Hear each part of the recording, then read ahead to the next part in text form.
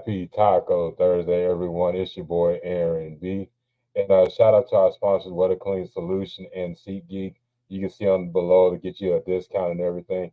But before we get into it, I got to introduce our special guest, host of Smoke Break on the Buffalo Fanatics Network, my guy Z-Bot. How's it going, Z-Bot? Aaron, what's good, man? Tacos and touchdowns. I mean, I can't think of anything much better than that. That's the absolute perfect name. And with the intro to go with it, you got it locked down. Now all I need is for your Cowboys to take it easy on us this week, and then I'll be feeling completely good. I got my tacos, my touchdowns. Cowboys take it easy. They got their playoff spot locked up. Let the Bills get in. I feel you. There's a lot of history with the Cowboys and the Bills and everything, but I want to go into details about that. But since speaking on tacos, we got to talk about what is do you have like a favorite taco place you go to, or is it like and that go to taco as well? Well, man, that is a loaded question because there's not a single taco I don't like. That is for sure. I don't know how it's one of those foods, and I'm sure you can relate to this. There's some foods that even when they're bad, they're good. Like pizza, you know what I mean? Wings, believe me, wings coming from me near the Buffalo area. There's better than others, but I'm always going to eat a chicken wing. I know a good one from a bad one, but I'm never going to not eat it. But to me, tacos, obviously there's really good ones.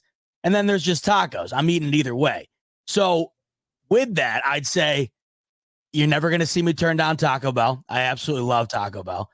I eat Chipotle probably once a week. Love Chipotle. But there's nothing better than that hole-in-the-wall local joint, and every town's got one, where you walk in, and there's just you don't know how they do it. You could never replicate it at home.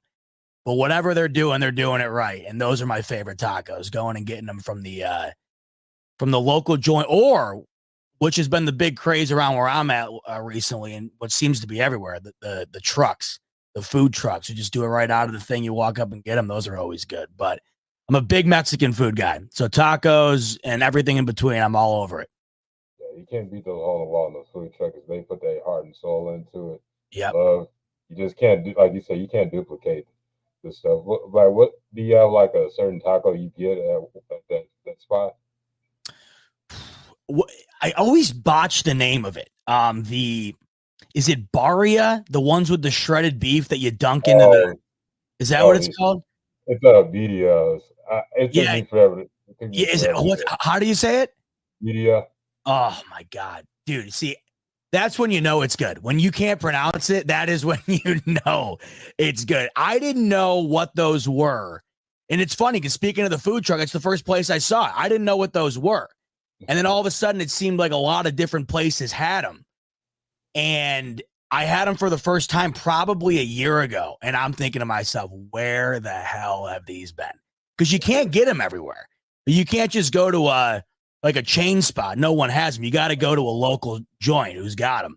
So I love those. I'd say if I could choose one, especially right now because I'm starving, if I could choose one right now, I would take that only because not only is it good, but unique. You can't get them everywhere, and I like stuff like that because you only have so many chances to get it, and when you do, it's always good. I definitely agree. Like, there's literally only 2 spots in my town where they have it. If they don't have it, or you gotta look for the. But they got to be doing it right though. Those 2 spots, right? Yeah. Oh. And there's only one of them that actually has it during around this time. The other one, they close around 2, so I can't get my fix then. So if I wanted to get something now, I'd have to go to that spot.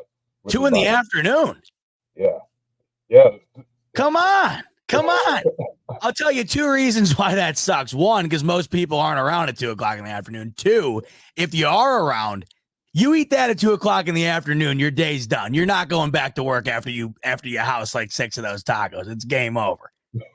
That is facts because they're gonna be saying, "Oh, where's Z-Bot at?" Yeah. Well, the problem with me is I'll be with that juice it comes with. I'll be wearing half of it on my shirt. If I go back to work, they're going to tell me to go home and change anyway. So I might as well just take the rest of the day off and go get some more of them. Yeah, they're going to be saying, were you changing your oil during your lunch break or something? Yeah, I'd be like, something like that. Yeah. Not the oil you're thinking of, though. Yeah. that good oil, like you talking about. No doubt, no doubt. Yeah, absolutely. We could almost have a whole series on talking about tacos, but my Oh, you next could. but my next question is: we're a week away from Christmas. What is your favorite Christmas movie of all time? Whoa. To me, no debate, no question in my mind. And this is one that people argue with, but in general, but I get arguments towards myself about it all the time because I think it's the one movie where the sequel is better than the original. Home Alone 2, Lost in New York. That is bar none my favorite Christmas movie. That's a good one. When you started saying it, I was like, oh, he definitely saying Home Alone. Well, there's really, and I've thought about it whenever someone gives me crap for it because they think I mean, don't get me wrong, I love the original. I mean, you can't have number two without the number one, but Yeah. I can't think of any other movies really where I would prefer the sequel over the original. But there's just something about the fact that it was in New York and the way they utilized it. I loved it so much more than the original, where it's based out of the town he lives in the house for the most part. Yeah. Like running around New York and the hotel and the best parts when he's screwing with the hotel workers. It's my favorite. So you don't get that unless you have that element to the movie, which the New York aspect brings. But something about that movie growing up and to this day, it's always been my favorite. And I watch it every year. That's definitely a good choice. Another thing is about that movie, they don't kind of go into the New York tropes and everything like how typical movies, and not like you saying they got more ground to cover instead of the first one. Like you just was stuck in the house, then you get clips at the airport and everything. Yeah, right. Well, that's the best because the airport, it makes it seem so much more. It makes it seem so much more realistic to me because it seems like there'd be an easier chance of you getting lost in the airport with that many people that they were with, as opposed to just being left behind at the house. Because once you get on the plane, it's done. In the first one, technically, I feel like you could have spun it back around at some point. You had the time. I never understood, number one, how they get from point A to point B without realizing it all. Number two, you're in the air. And that's when the mother realized, hey, nothing you can do about it then. It's game over.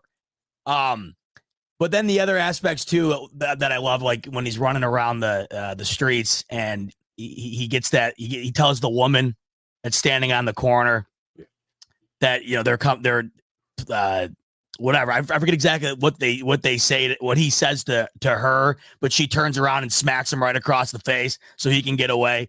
It's the best. Like just being in the city in that movie, watching because when I was a kid watching it, like you're just watching this kid take over the city. And at that point, you're just, New York, even as an adult, it's like a spectacle, of course. But when you're a kid, it's like a whole other ball game. And you're watching this kid just dominate the city, doing whatever he wants. So love that movie. All-time fave. Yeah, that's definitely a great movie. Yeah, I'm probably gonna end up watching it tonight after this show, to be honest with you. I got to tell you, I was just thinking the same thing. I'm like, man, I haven't got it in yet this year. I only got 12 days. I think I got to get to ripping it soon here. Yeah, this December is going by fast, just like November. It was like, dang, I was thinking about watching the movie like every other day. It was like, oh, next week is Christmas. What? I guess I better watch something. I got to tell you, man, if it wasn't for my nieces and nephews who continuously, because they've been seeing Santa everywhere the last couple of weeks, if it wasn't for me continuously getting the pictures sent to me and then with Santa, I mean, I almost need a daily reminder that Christmas is 12 days away. Luckily, I got that reminder yesterday and got all the shopping done because, they have that cutoff with the ship date. I don't want to be the guy who's got to say, hey, it's coming. You ever had that happen where either it happens to you or, someone did it to you where you got it coming. It's not there yet. So you got to give them like a picture of it or you got to show them like a screenshot of it. That's the worst. So thankfully, at least I got that done, which for me is a big accomplishment because I could have easily have forgotten about that and never would have given it a second thought. Yeah, I got one more gift, and I'm probably gonna have to get it tonight. Just you brought up a good thing. Like, I don't want to be that person. Like, crap, I'm gonna have to send you a picture of the gift. It's the worst, especially if nobody else forgets to. If you're the only person, then you just, And the other thing too is like what I hate about that part of it is that it's not that you it's not that there was no effort given, because clearly it's coming, but it just makes it seem like you paid the minimal attention to it, and then you're just like, oh shit, I gotta do this. Did it last minute. So it's a bad look. I definitely have done it in the past, and I think the embarrassment of doing it in the past has made me realize you can't do it again in the future. It's one of those things you live and you learn, and just don't try to do it again. Yeah, especially as you get older and you got the kids involved. A kid's not going to be satisfied with a picture. You got to have the gift there, or you're toast. So you better figure it out. You probably got to do a month in advance when it comes to kids. Oh God, they're not understanding as an adult. Like, I understand they'll be assumed, but kids like, you forgot about me. Even the cool stuff. Like it's funny you say that, because I just had this thought yesterday. I have two nieces, but one of them is she's an infant, so she's what I'll just give her whatever. I mean, you better be happy with it. You're 2 months old. But I have my other niece is 5, and then my two nephews, the one's 2 and the one's a year and a half. So the 5-year-old, I got her some like their dolls, and when I got the nephews each, I got the older nephew a Josh Allen jersey and the younger nephew is Stephon Diggs. But I'm thinking to myself, I love that. I love that I'm giving them that because they'll wear it. But then it hit me where I'm like, wait a minute, they're 2 and 1.5. If they opened up this, even though it's cool, it's not like socks, it's still just to them a t-shirt. And my niece is going to open up the dolls, and I'm wondering if I'm going to get in hot water there because she got the toys and they got a shirt. And this whole like, hey, I'm trying to get you on the Bills wave train here winds up derailing because I forget that they're kids when I'm buying the stuff. You know what I mean? Well, fingers crossed that they're going to be excited and they have like tears of joy of you getting. You know what I'm going to do? I'm just going to throw in some candy with it too. That way, that way you have something tangible that can soothe it over a little bit. But I will say, last birthday, I got my oldest nephew some Bills gear, and he rocks it all the time. So I think we're in the clear, but we shall see. We'll find out in 12 days. Fingers crossed for you and everything. I appreciate it. I don't want to be the bad uncle. I want to be the cool uncle. So I gotta bring it home. Yeah, absolutely. But my next question is, how did you get into sports podcasts and just sports media in general? Wow. Yeah. So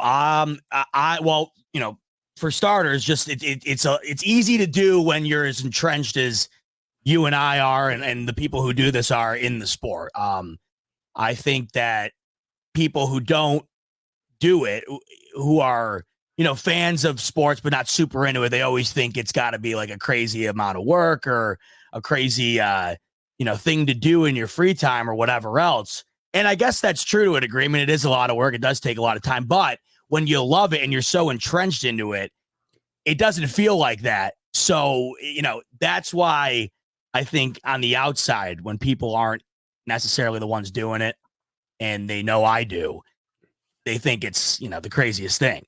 But it gives you that perspective from a lot of different angles where you look at somebody else doing something, you might think the same thing. And that's how it is for them. Not a big deal. So for starters, for me, it's just being a Bills fan forever, being born into it, born and raised right outside of Buffalo. Dad, fan his whole life and passed along to me, and it'll be passed along for generations. So that's how it starts. And then growing up, weird. I was the kid who knew what he wanted to do in probably 5th grade. I knew I wanted to be in sports broadcasting. I wanted to do that in 5th grade, and I wanted to do that when I graduated high school. And I went to college for broadcasting, sports broadcasting, and got my degree in that. And then I've been doing this both during and after graduating. So probably going on at least 5-6 years of doing this. But one of those rarities, I think, just based on everybody I knew, especially as you got into college, people that had no clue what the hell they're doing or wanted to do. And that's totally understandable because that's 99% of people I knew. But they always thought I was kind of nuts for always knowing. I never thought about it like that, but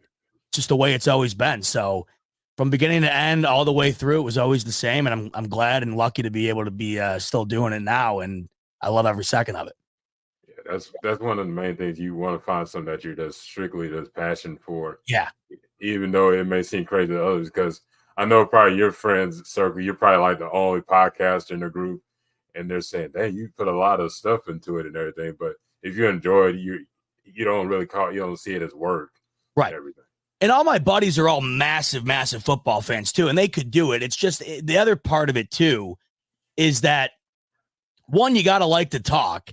Yeah. And you got to be willing to talk with others. Like, you know how it goes. At any given time, you could be talking to thousands of people you don't know, and you got to deal with whatever comes of that. And we all know what the internet's like. So there's a million different things that you're kind of grappling with when you do it. So I just think there's an element to it where you kind of just the difference between the people who like want to do that and not. It's just dealing with all the extras.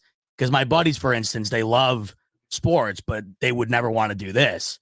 And I just think that for me, the combination of always wanted to do it and the love of sports just made it easy. Yeah, it's like this. They don't want to deal with, like when it comes to X or Twitter, whatever you want to call it.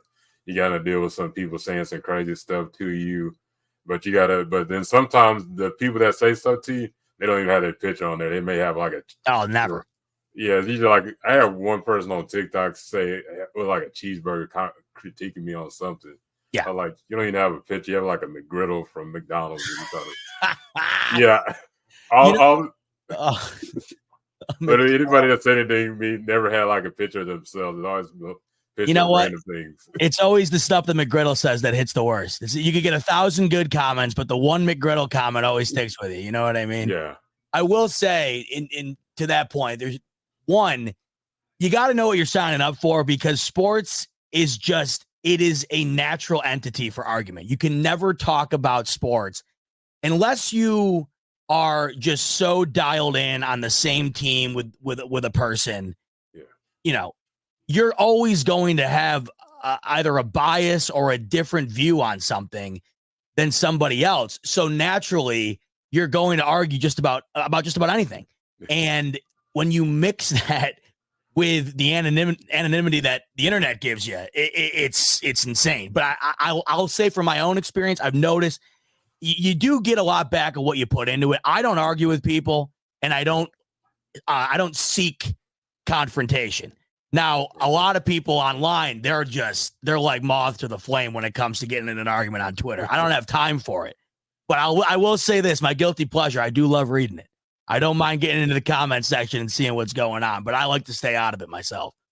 Yeah, it's like basically reading Jimmy Kimmel's mean tweets, but you're not responding to them. You're just like, oh, that's hilarious what they said. Yeah.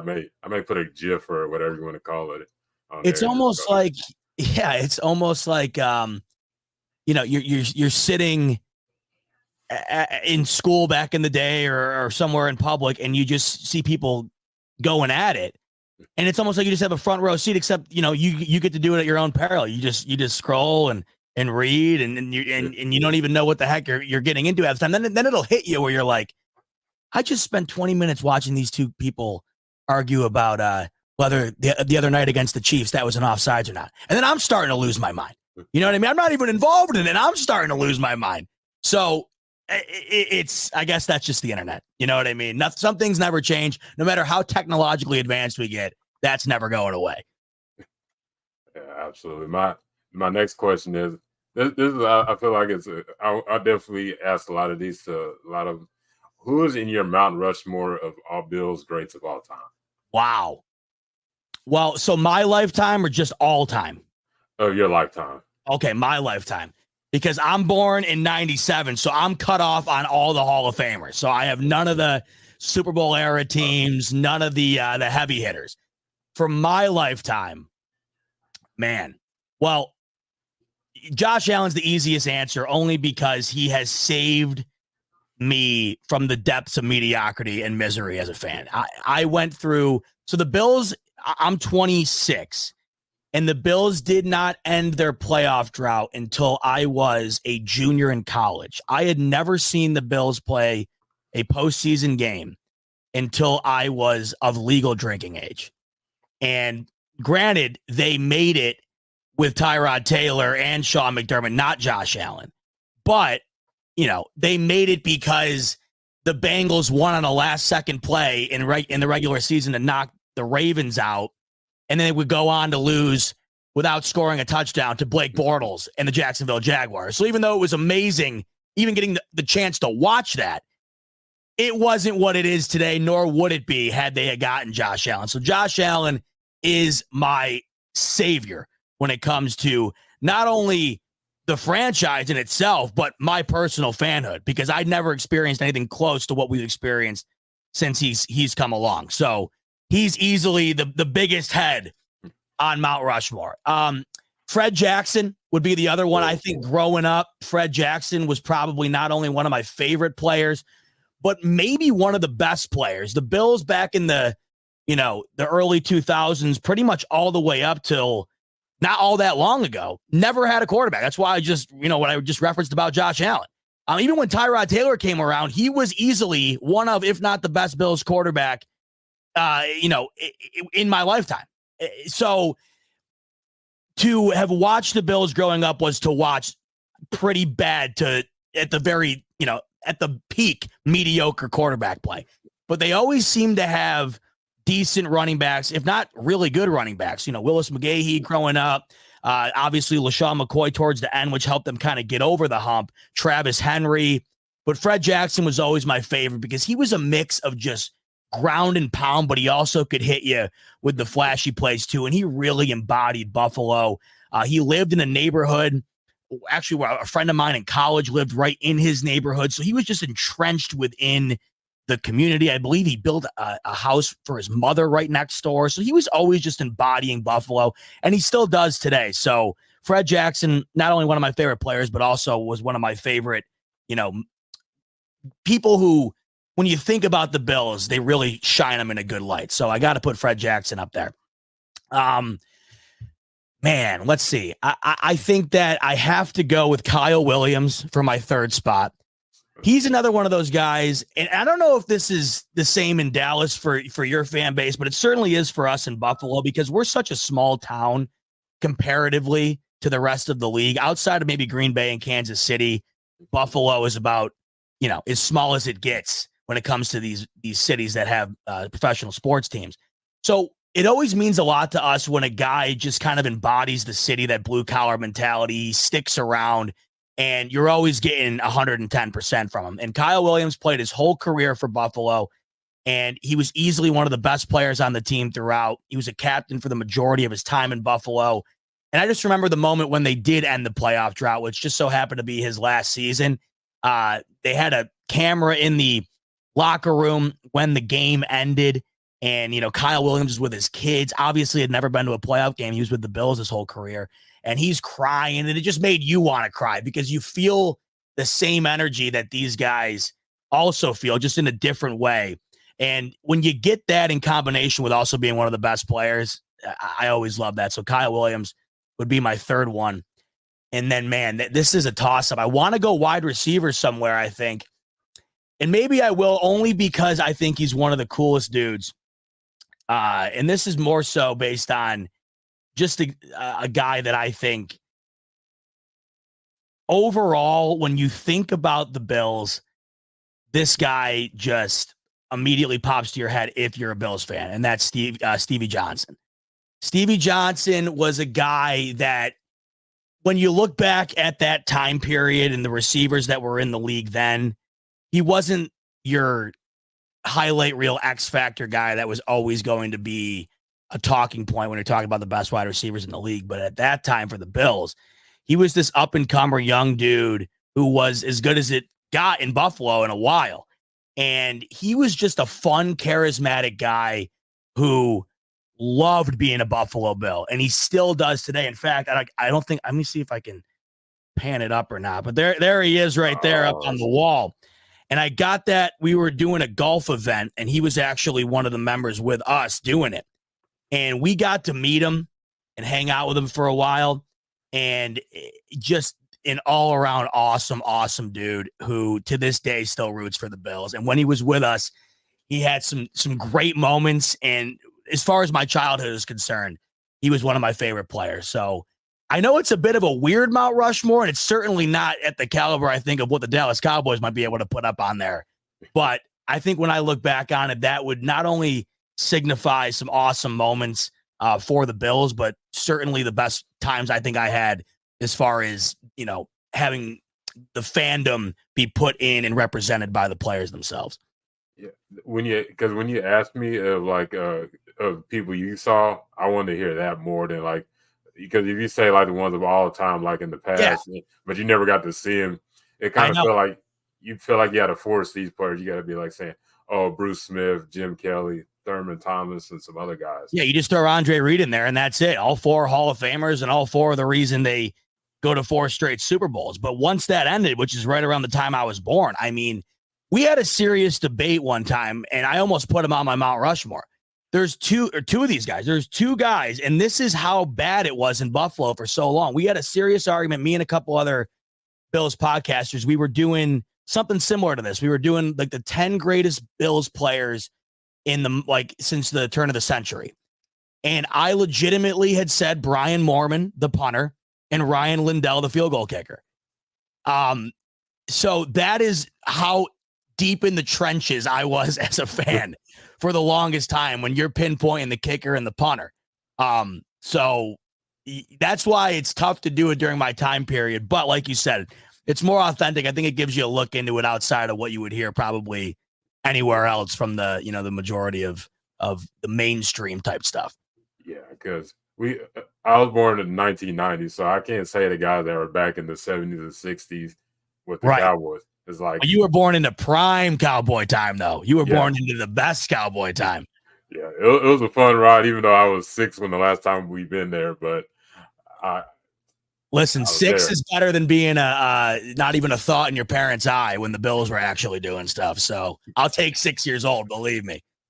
I will say, though, it is nice to know if and when, and it's a big if and a big when, they do accomplish what everybody wants in Buffalo. It will be nice to know that I didn't miss out on that. I was old enough, obviously, to be able to experience it.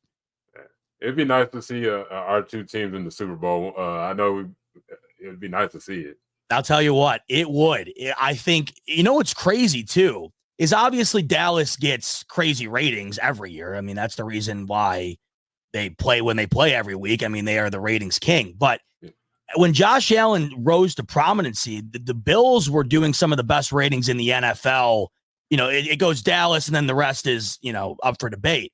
And I remember back when they played on Thanksgiving, I think at that time it was the highest viewed Thanksgiving game in a while. So you just imagine what the Super Bowl rating would be, not only if Dallas was in it, but of course, Buffalo with their chance to win their first ever. I bet you they'd do a rating they'd never seen before. It'd be wild. Man, and it's in Vegas too, so imagine all the sports. Hey, I'm just saying we're selling it pretty good. Come on, NFL. I'll tell you what. Hey, listen, if we're selling it good enough, Aaron, why don't they throw us a couple of tickets? What do you say? How about that? A couple of tickets, and we'll go. I don't care. We'll sit in the. It's kind of like at AT&T there when you got everybody running in for the GA. I'll do that. I don't care. Just throw me in the stadium. That's fine. Yeah, and get some content and everything else. Sure, I'll do whatever. I'll do whatever you want. I mean, hell, I'll go there and I'll clean the locker rooms afterwards. I don't care. Just get me in the stadium. I'll do it too. Yeah, I can do laundry after it. Yeah, sure. I can do laundry. I don't know if I can do it well. Clean everybody's pads. I don't know if they're going to come out the same size, but hey, we can give it a try. Yeah, hopefully not wearing white. So that's all I'm gonna leave. Well, more than likely, I would imagine Dallas is wearing white, so I'll let you handle those. That's for sure. Dang, I hope they don't wear. They're my favorite, but if they wear the color rush, I'm in trouble. Is that the one they wore last week? The all white there, dude. Those are so clean. Those are sweet. I love them. You know what I love about Dallas, and it's like the same with San Fran and Pittsburgh, Green Bay. Nothing ever changed. I love that. When you see some of these uniforms now, where you're just like you look at when Philly wears the Kelly green, and you're just like, why did you ever change it? I love the teams that never went away. Now the Bills went back to similar styles of the 90s, but there was that period where they had the navy blue for like 15 years. It made nobody did. It made no sense. There's no navy blue anywhere in the logo. It made no sense. So I've always loved that about Dallas. And then when you add a new one and it's still as nice as the others, you can't beat it. Yeah, I like the ones you got now, but like in that mid 2000, early 2000, I wasn't like a big fan of those jerseys. Amongst Bills fans, man, they are like Well, I got to tell you, I think more than the look, they're hated because the Bills had never been worse in franchise history than when they wore those jerseys, and they were bad forever. That's why I've always said, give me one game where the Bills are playing like the Panthers, and let Josh Allen wear the all navy and just avenge like 15 years of some of the worst football you ever saw in those things. So that way the little kid and me and the rest of all of us who had to watch it can sit and actually see some decent football in those navy blue uniforms. That would do some, Well, the Bills, justice. It's been pissing me off a little bit because they're like one of the only teams who haven't done an alternate helmet or one of the throwbacks yet. I don't know what they're waiting for. Everybody wants them to bring back the red helmets for a game, and they won't do it. And it's like, hey, it's the easiest thing in the world. Just swap the color out. It's the same logo and everything. But maybe next year we'll see. Yeah, it probably will be because I know they're starting to do like a kind of like how the NBA was doing. Like you bring out the retro and then bring some. The NBA got crazy with it though when they started doing the city editions, which some of those are awful. And then they did. Remember when they were doing the long sleeve kits that were essentially like a onesie? Those were terrible. I loved the throwbacks, like you said, like the the old school Nuggets are absolutely incredible. I loved growing up the old school like cyan green Timberwolves jersey. Loved all those, but then they started getting crazy. I'm glad the NFL doesn't do that because it gets to the point sometimes when I'm watching the NBA where I got to look down at the scoreboard and see who's playing because I have no idea what the hell the jersey. Like they'll wear a jersey color some nights, nothing to do with the logo or the color scheme at all. Yeah, they're pretty terrible this year. It's like you only can find like 3 good ones out of the whole bunch, and then the cord is like not even matching the jersey, so it's just your eyes are getting blinded because the colors are so like some loud colors. And you're like, I'm seeing specs moving. The in-season tournament when the Lakers had the yellow core, I had to put sunglasses on just to watch it. It was unbelievable. I couldn't handle it. I mean, I loved the in-season tournament. I thought it was awesome. I watched every game. I got a kick out of it. The courts were terrible. And this is coming from somebody who loves creative stuff like that. That was way too much. Color the key or something, not the whole court. Yeah, like they need to go back to the drawing board next year. And the tournament is a great idea, but the color schemes and all that stuff, it was pretty bad. Tell you what, that was the best basket. You know it's good when I'm watching the NBA in early December, late November. Because I don't usually start watching heavily until probably the Super Bowl's over. And then I start getting into it. And that's when the teams usually start getting into it. But when they were going at it for a couple weeks there, I loved every second of it. I thought it was great. Yeah. And that's another thing that they were playing really good basketball. It looked like playoff. Just kind of go to the finals basketball. It didn't look like we're gonna load manage, and my knee's kind of a little sore this game, so I'm gonna call it. LeBron was playing like 39 minutes, and he was averaging more than he was averaging when he was in his 20s, and they popped champagne afterwards. I'm like, man, this is prime basketball right here. You gotta love it. Yeah, all those old sportscasters were pissed. Oh, they hate it. They're like, why they're popping champagne? It's not the finals. Those are the same people who think that they should still get rid of the 3-point line, never should have added it. So I don't listen to them. I can't. They hate any progress. They hate it. Yeah, they hate the 3-point line. And those are the same people who want to get rid of the tush push too. They all want to get rid of it. They hate any sort of creativity or change. They want everything to be the same. You got to have a healthy median. I like keeping things. It's like we were just talking about, like the jerseys. I like the alterations, but when you start getting too crazy, you're going to lose me. You keep a little of the throwback, you keep a little of the new. It's perfect. You got to have some fun, but then you got to, like you said, find that healthy medium where you're not going to please both sides, but at least try to get in that right middle. Yeah, I think the NFL has done a good job, too. I mean, it used to be so bad where you couldn't celebrate, you couldn't wear any alternate uniforms or helmets. So they've gotten better. I think the NBA is the representation of way too far. The MLB is the representation of way too strict. The NFL, to me, has found a pretty decent median. I think they could do a little bit more, but I've been happy with what they've been doing so far. Yeah, you only can like nitpick with the NFL, but the NBA, oh man, baseball is just feels like they're robots. Like I hit the ball, let me jog. I can't stand it. I mean, I watch the playoffs, but it's always amazing to me.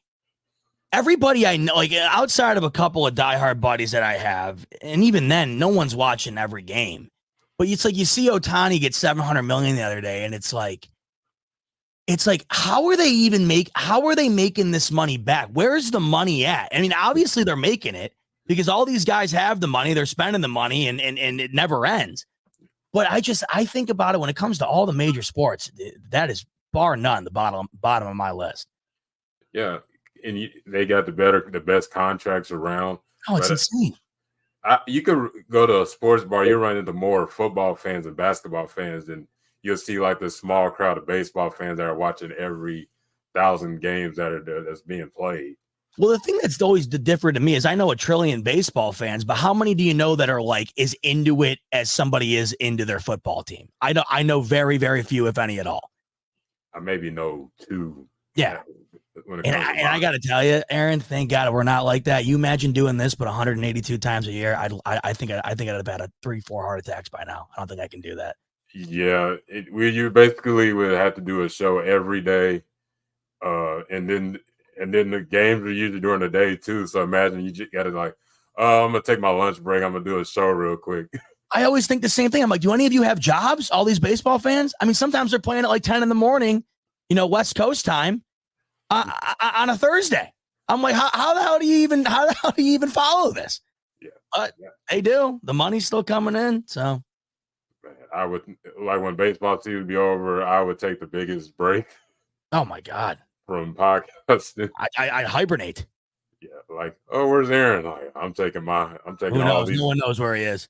Yeah, you'll see me when baseball season comes around. Exactly. Football, you can't complain too much about football. You get one game a week. You can talk about it. Yeah. It's the one word is urgency. Every game matters as much as the one before it. Baseball, and this is the other problem I have with the NBA. This is why I love the in-season tournament. The NBA, you could still sleep through October and November and win the whole thing, no problem. Baseball, you can sleep for 3 months and win. I mean, you got the who was it this past go around? Was it who was the team who barely got in and made it all the way to the championship series, and then the Dodgers won the most games in the league, right? And they get bounced early. So I've always looked at it, and I'm thinking, you play 182 games. One team gets in by 2 games at the end. The other dominates all season, and it's over in 2 weeks. Crazy to me. Yeah. It's the same thing in the NHL. NHL is more similar to the NBA, but a similar example. It's like the Boston Bruins. They lost like less than 10 games last season, and within a week, the season's done in the playoffs. So I always wish there was more urgency throughout, because I think not only would it be better for the sport, but I think there'd be way more people, heavily invested in it. Yeah, they'd be more glued in, but they got so many games a week. It's just like, oh, we lost this game, but we could win the next 2 games or so. And sometimes in baseball, it's like this morning, we lost the game this morning. We got a game though at 4:00 tonight. Maybe we'll win that one. You imagine the Cowboys, you imagine how the Cowboys lose like they did to the 49ers, and then you're like, all right, well, we got a game in 4 hours. We're playing them again. Maybe we'll get them this time. Imagine that. I'm like, oh my God, crazy. That'd be the worst type of football, because you're just going game on top of games. You'd basically just be picking players from off the couch, because players be all beat up. You think it's bad now? What is it? 15 backup quarterbacks starting this weekend. You imagine what it would be with double headers? My God. They'd be calling us to be to be quarterbacks at this point. Well, hey, Aaron, knock on wood, I'll say this: our 2 teams haven't had any issues in that department. Oh, yeah. Thank God, because some of these other teams, watching them when the Bills aren't on, and just watching the slate of games, it's been some rough ball out there the last couple of weeks. Who's y'all's backup quarterback?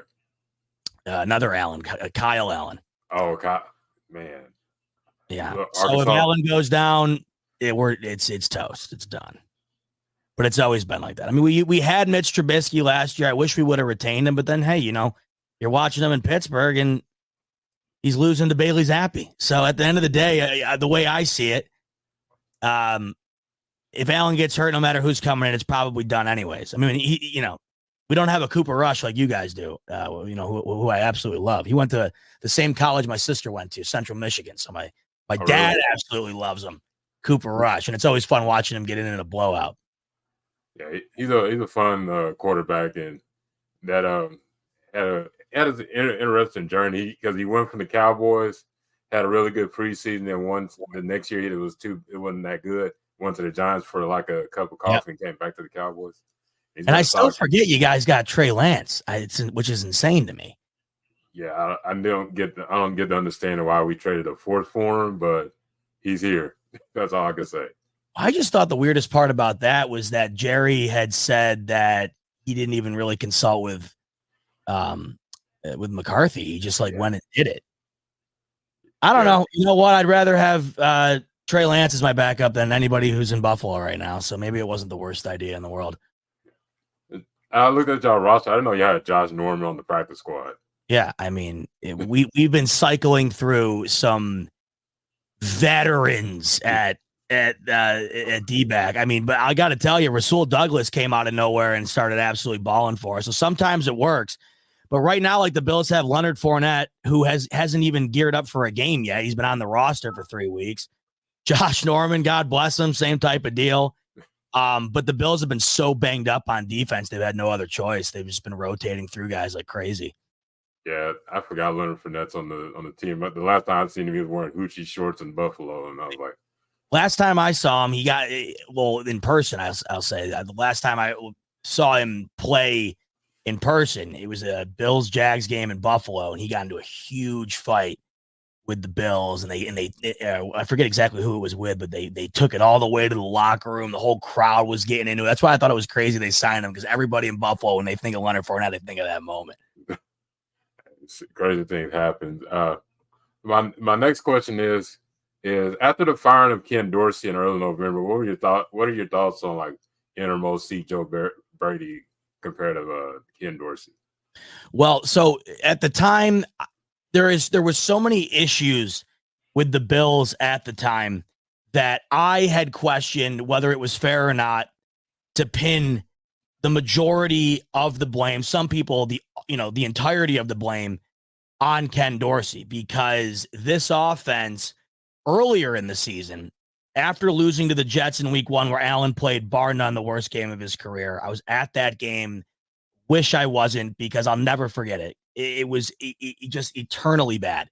And we're thinking right out of the gates that it's just going to be one of those years. But then they go on week 2, 3, and 4. And I think the margin of victory through those 3 combined games was 130 to 30 something. They dominated. But then all of a sudden, it was just what seemed to be every week, this mediocrity that would just roll over and roll over. And it would either result in a narrowly margined win against a bad team like the Giants, who should have beat us on the last play of the game, the Tampa Bay Bucks, who had a chance on a Hail Mary, the Patriots, who one of their 3 wins this year came against the Bills, another game that I went to, Aaron, I can't believe it. I went to 2 away games this year. Both of them were 2 of the worst games of the entire season. So you were going week to week, and you're thinking to yourself, is it a Dorsey problem? Is it the fact that this defense is so banged up? Is it a Josh Allen problem? Which nobody in Buffalo ever wants to say. They never want to have that conversation. They never want to admit it. I'm sure you deal with that with Dak. I know the criticism Dak gets all the time. There's got to be people out there who defend him to no end. Even like last year when he led the league in picks, there's people who just constantly will defend the guy, even if they're part of the problem. And early in this year, midway through, up until really about the firing, Allen was certainly a major part of the problem, and he still is turning the ball over.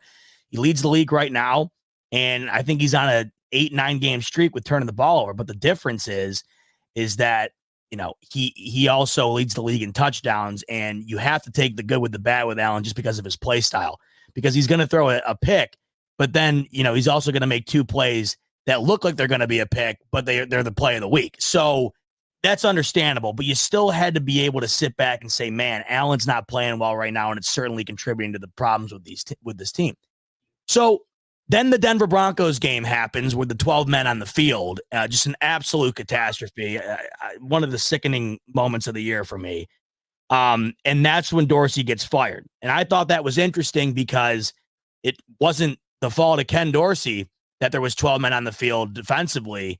or special teams rather, at the end of the game. Yet that was the straw that broke the camel's back.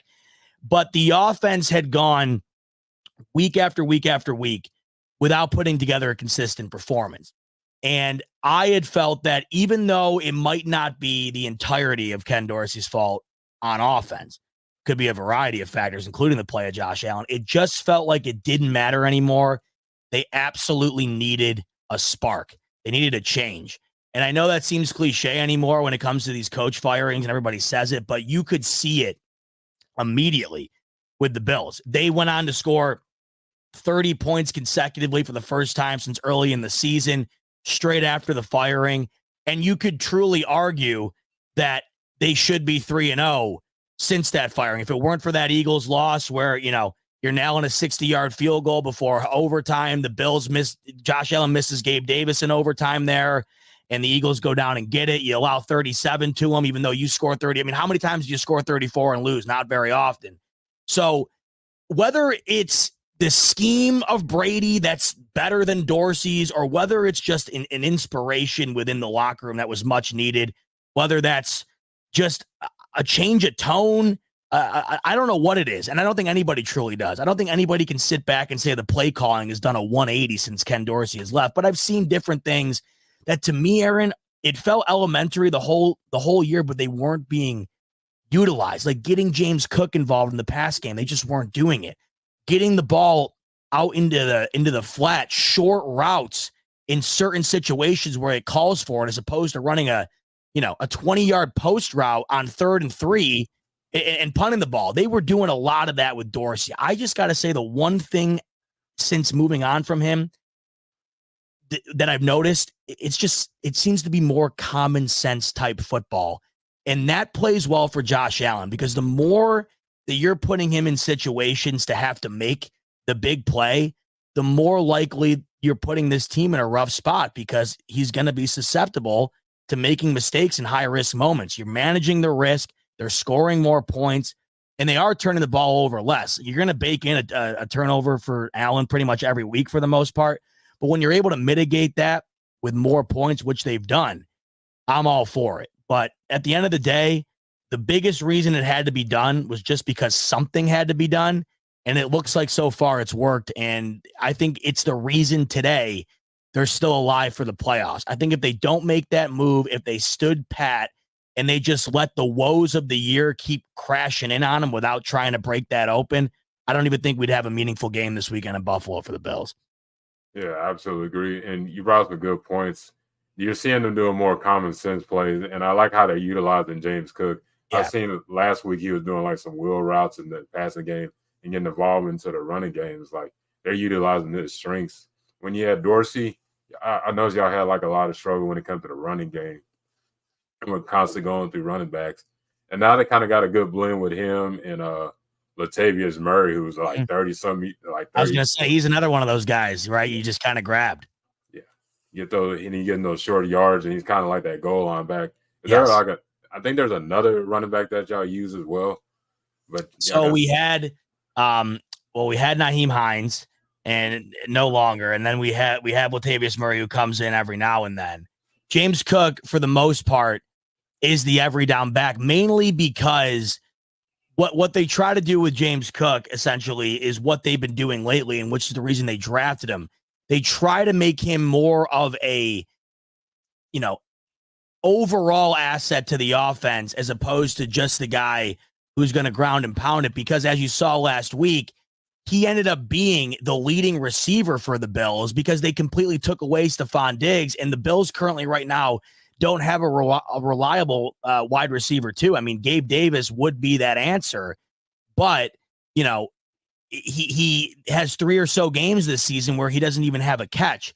So if you're able to mitigate Stephon Diggs outside of the tight ends, which there's not going to be a whole lot of explosive plays with your tight ends, that is of course until you get to the red zone. You got to rely on it in other areas. So James Cook's been that. But like you said, Latavius Murray, Ty Johnson out of nowhere. And that's the one biggest change I'd say between the Dorsey-led offense and the Brady-led offense that's been the most visible. I couldn't tell you a single snap Ty Johnson had on offense with Ken Dorsey. All of a sudden, Joe Brady takes over, and he was in the rotation as much as everybody. So it is a running back by committee type thing. Damian Harris, I think, is probably the other guy you were thinking of. He's on IR early in the year. But between him, Fournette, Nyheim Hines, who they had and then let go, Latavius Murray, it is almost like this rotating door of guys who are about to retire. But James Cook right now has been, I think, exactly what the Bills wanted him to be. They're just finally allowing him to be that. And before that, they weren't giving him the opportunities. You're seeing more consistency, and that's one of the things you kind of, I know, like you were saying, you would like to see more consistency from like your other receivers. Like, sure, you see like sprints of like Khalil Shakir, and Gabe Davis, but it's not on a consistent base. And like you're saying, Diggs' corners are locking in on Stephon Diggs because they know what type of receiver he can be on the offense. Well, you probably felt the same way, right? Because it's CeeDee Lamb, and in the beginning of the year, right, Brandon Cooks wasn't doing much of anything at all, and then all of a sudden, he was starting to become a part of the offense over time. Where I thought in the beginning of the year, you hadn't even heard his name. The Bills, however, I look at the wide receiver core for the Cowboys compared to the Bills. I mean, at least I have like Gallup and Cooks, and then of course CD being the one. With the Bills, I mean, I have Diggs, and that's really it. I mean, Davis might be a household name to people who watch the NFL closely. No one else would be able to name a single other receiver on that team for the Bills. And you now have Stephon Diggs with 3 of his last 4 games being under 40 yards. So it's a tough spot to be in right now in Buffalo just because of the lack of options they have for Josh Allen to get the ball out to. And that's why you've had to watch him really become, what everybody likes to say, Superman, because that's how the Bills win. They don't have the talent right now elsewhere around him in order to make his life easier. He's going to have to play lights out for the Bills to win. Yeah, he's got to play that hero ball and put it all in his hands. And the thing is, he's got the hell of a cannon, but then he don't make those crazy runs. You're like, okay, you're 6'5", you don't need to be trying to hurdle over somebody. Well, that's the other thing. They've been running him a lot more with Brady too, for whatever reason. And it's back to the common sense thing. I agree with you. He can't keep running over guys or running on top of guys because, like we talked about a little bit earlier with the backup quarterback situation, knock on wood, he plays like a wrecking ball and has somehow never been hurt. And I don't know how. It's remarkable. But you got to wonder how many times you can go back to the well before it's dry. And I'd rather him just stop going to the well. But there's a difference between running into a guy full force in the middle of the field and stopping running altogether.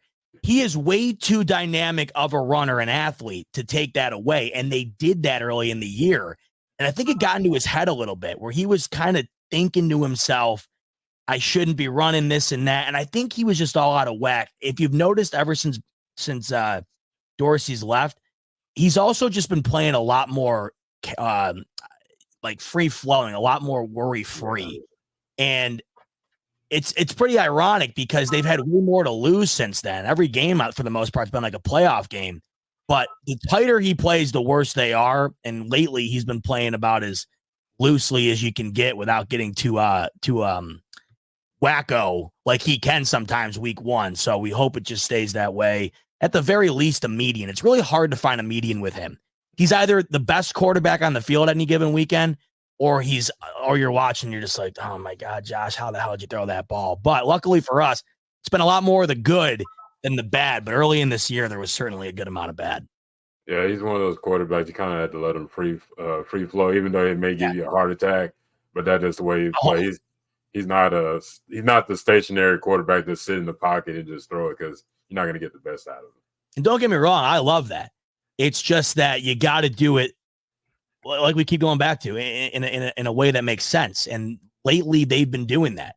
Earlier in the year, everything they were doing for the most part just felt, not only did it feel forced, but it just felt like everything was hard. And lately they just seem to be doing the things that were easy. I almost feel like Joe Brady came in and said, it's not that hard. Let's stop doing certain things and just do the easy things. That's just what it seems like. It almost feels like anybody could have went in there. And it's not to take away credit from him because somebody had to do it. And I also think that he's come up with a few play designs like you talked about earlier, that wheel route for Cook, where they had nothing like that before. But it was almost like they just needed somebody to come in and say, hey, Josh, just do what you got to do, and the rest of you follow suit. And I think that's exactly what's happened. They just kept it simple and like, okay, we got these guys on here. Let's not overthinking and try to invent the wheel. We got these players to utilize. But I got one last question for you. Like, what are your 3 keys to the victory against the Cowboys? What do you think the Bills need to do? Wow, that's a good one because there's a lot, I think, going into this game. And for starters, I think it's going to be a great game. I don't see how it can't be. Right now, you got a lot riding on it in a variety of factors, which makes it great. One, you got each team coming off probably their biggest win of the year against what would be both of their arch rivals right now, which I think is awesome. And I don't know how you feel. I always hate playing a team after they lost either a really close game against the team that they're always battling with or they got smoked. I hate that. I'd much rather it be this situation where they're almost coming off the identical platform, and it makes it feel like it's that much more of an even playing field. So you have that. Obviously, Dallas fighting for potentially the 1 seed, certainly fighting for the first place in the NFC East. And then obviously the Bills with Miami losing to Tennessee the other night, which was insane. The AFC East is wide open. So these guys are battling for a lot of similar things this weekend. And I think right now, if I had to pick 3 things that it comes down to just how this particular game plays out, I think the one thing I look at for the defense going against Dak would be to try and take advantage of the one area where the Dallas Cowboys have seemed to struggle a bit offensively recently, and that's protecting him. He has been getting hit, but it hasn't necessarily affected his game. He's not turning the ball over. He's playing MVP caliber ball. And I just don't think the way he's throwing it right now that you're going to be picking him off left and right, or you're going to be taking away CeeDee Lamb or Ferguson or the rest of these guys who have just been eating up yards with the way Dak's been throwing the ball lately. I think the best chance the Bills have in being able to really mitigate an offense that has been absolutely on fire this year is just doing their best to get after him. Now, last week, I think Philly got after him a bunch, but it didn't matter. At the same time, Philly offensively couldn't do anything, and you just have to wonder if their defense fizzled out. But defensively, especially with the banged up secondary the Bills have, getting after him is their best chance in order to slow down the offense to some degree. I think offensively for Buffalo, there's no stopping Micah Parsons, and there's absolutely no way you're going to be able to completely eliminate that pass rush, which is, I think, still ranked number 1 in the league right now as far as pass rate is concerned. What they have to do is find a way to overcome what they didn't do last week against Kansas City. I don't know if you noticed, but in that second half, when, Buffalo gets off to a 14-point lead early in the first half, and they only take a 7-point lead to half, so they only go into the second half up a score. In the second half, the Chiefs blitzed almost exclusively, and the Bills had no answer for it, which is why they only scored 3 points in the second half.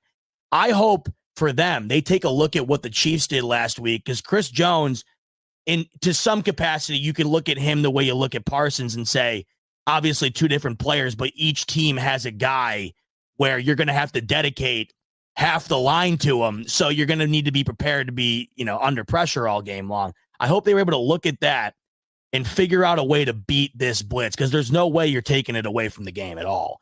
Allen has been protected really well this year, hasn't been sacked much at all, and the line's been playing better than ever. But last week against the Chiefs in the second half was about as bad as that line has looked all year. So I'm thinking the key for the Bills offensively this weekend, do not have a repeat of that second half last week, because if you do,